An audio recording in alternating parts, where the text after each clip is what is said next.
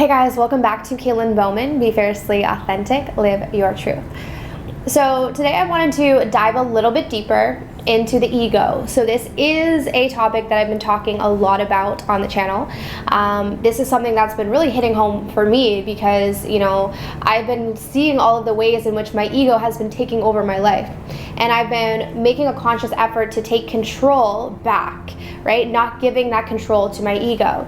So today I just want to kind of share with you, a sneaky way that the ego tries to control you. So before I do that, you have to understand that the ego is always hungry. The ego needs to be fed, okay?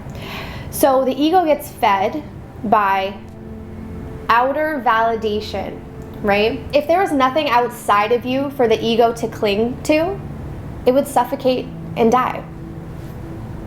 But there's so many things, because we live in this society where there's so many things that are outside of us that we can cling to and that we can, try to attain to build up our ego, right? So ways that we start to do this is we think that we need more. That's huge. So our ego is constantly looking for the next best thing. So let's say we buy a home. We get that home. We love that home. A week later, we start getting these thoughts. Well, the neighbor has a bigger deck. The neighbor has a pool that extends a little bit further out.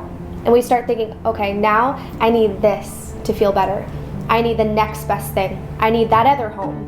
And then it's the other home, and then it's the other home. And we do the same thing with our relationships, right? We find the perfect mate, right? We find that perfect mate. We're in the relationship with them. They do something wrong. Maybe there's something better out there for me. Okay, I see someone else, I'm gonna jump to that relationship. And then I'm gonna jump to that relationship. Because our ego is never satisfied. Our ego wants more, always. And the reason why our ego wants more is because our ego is telling us the biggest lie ever. The ego is telling us that we are not enough as we are already, right now, in this moment. So when we're coming from that false premise of not already being enough right now, of course we're going to look outside of ourselves to fill ourselves, to validate ourselves, to feed our ego. So if we can stop engaging and stop believing in that story that we are not already enough, that we are not already whole, the ego has no power at that point. The ego has no control. Because you've cut off the ego at source, right? Because you believe in the belief, the truth, that you're already whole, which is the soul. The soul's belief is that you're whole. The soul doesn't need anything else to validate itself. The soul doesn't need anything else to feel worthy, to feel good enough. The soul just is. It's enough.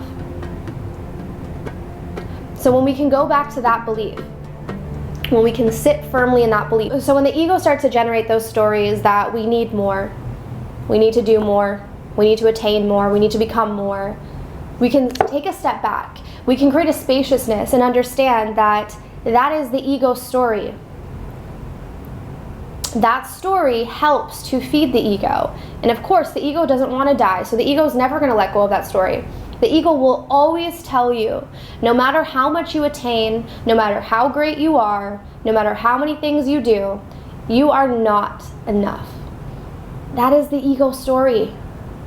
And so that's why so many people spend their entire lifetime searching for their happiness, searching for their completion outside of them. And why do they never find it? No one ever finds their completion outside of them. If they do, it's short-lived. So finding that sense of completion for a lifetime is realizing that you're already complete and coming back into yourself. Not looking outside of yourself, but coming back into this knowing, this feeling, this truth, right? Because when you actually tap into that energy of, I'm enough, I'm whole, I'm complete, and when you start to resonate with that on that soul level, you can feel the truth of that. I don't have to tell you, I don't have to prove that to you. If you really tap into that energy, you can feel that for yourself. You can feel that truth for yourself. So stop allowing the ego to trick you. You are already whole and complete.